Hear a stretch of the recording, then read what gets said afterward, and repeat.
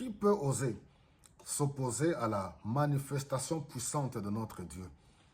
Alors, nous voyons dans Actes au chapitre 5, à partir du verset 17 jusqu'au verset 32.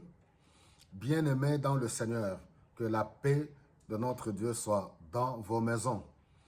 Alors, nous voyons les apôtres.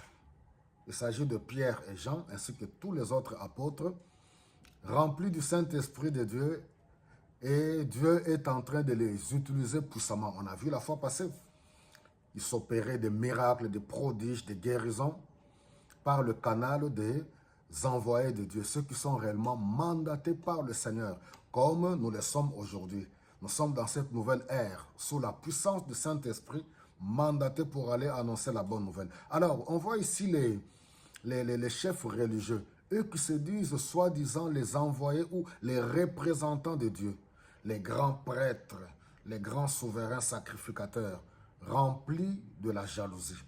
Voilà, c'est ce que nous sommes en train de vivre encore aujourd'hui. Comment est-ce que vous qui êtes les soi-disant représentants de Dieu, vous qui représentez Dieu sur cette terre, or celui qui aime Dieu aime son prochain. Comment un bienfait accordé aux êtres humains, à nos prochains, peut rendre les soi-disant serviteurs de Dieu, représentants de Dieu, jaloux? C'est tout simplement parce qu'ils ne sont pas des vrais mandatés de Dieu. C'est tout simplement les étiquettes comme on voit aujourd'hui, autant d'étiquettes religieuses, toutes ces histoires que nous connaissons. Remplis de la jalousie, alors il faut arrêter les apôtres et on les jette dans la prison. Et l'ange de Dieu qui leur apparaît la nuit, qui les libère, qui leur dit, allez dans le temple, continuez à annoncer la bonne nouvelle. Quelle est la bonne nouvelle? Le pardon du péché est en Jésus-Christ.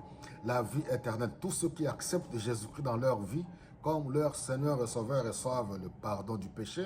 Le pardon du péché n'est pas dans les rites. Le pardon du péché n'est pas dans les traditions. Le pardon du péché n'est pas dans une science quelconque. Le pardon du péché n'est pas dans des traditions ni coutumes, si bonnes qu'elles soient. Le pardon du péché est dans le sang de Jésus. Toute personne qui croit en Jésus-Christ reçoit le pardon du péché et la vie éternelle. C'est ça la bonne nouvelle.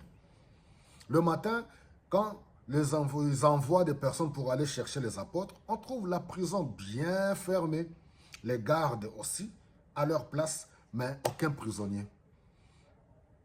Alléluia, c'est ça l'extraordinaire. Alors un gars qui se pointe devant les souverains, devant les dirigeants religieux pour leur dire, ah, vous savez, les gens que vous cherchez là, ils sont dans le temple en train d'enseigner. Et voilà, ils vont là-bas dans le temple. Cette fois-ci, ah ouais, ils ont déjà reçu la leçon. Ils ne font pas usage de violence. Ils les arrêtent et ils les amènent devant le Sanhédrin. Et là, les dirigeants spirituels leur posent la question, n'est-ce pas que nous vous avons interdit d'enseigner en son nom? Pourquoi voulez-vous attirer la malédiction et que le sang de cet homme tombe sur nous? Nous vous ordonnons d'arrêter d'enseigner au nom de cet homme.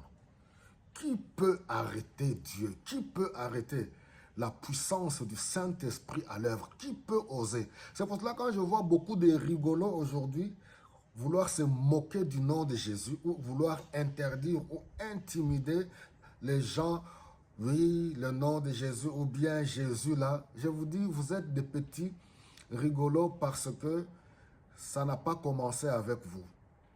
Renseignez-vous dans l'histoire, vous allez voir, depuis la nuit des temps, oui, des hommes se sont levés pour vouloir combattre Jésus-Christ et personne n'en sortira vainqueur. La personne qui va combattre Jésus-Christ, la personne qui va s'opposer à Jésus-Christ n'est jamais né, n'existe pas et n'existera jamais. Il est le maître de toutes choses. Comme le dit un Colossien, Colossiens chapitre 1er, il est celui par qui toutes choses ont été créées. Il est le maître des temps et des circonstances. Il est l'auteur du salut. Il est la parole puissante de Dieu. Il est le Fils bien-aimé de Dieu. Il est Dieu. Il est l'alpha et le commencement. Alléluia. Il est le premier et le dernier.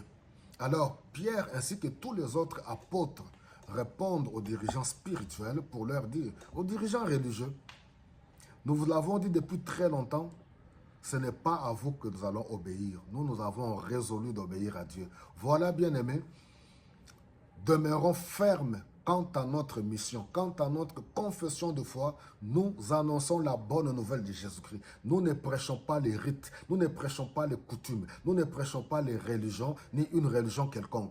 Nous annonçons la bonne nouvelle du salut qui est en Jésus-Christ. Que nul ne vous intimide et que rien ne puisse vous empêcher. Soyons davantage remplis du Saint-Esprit de Dieu. Que le Seigneur vous bénisse abondamment.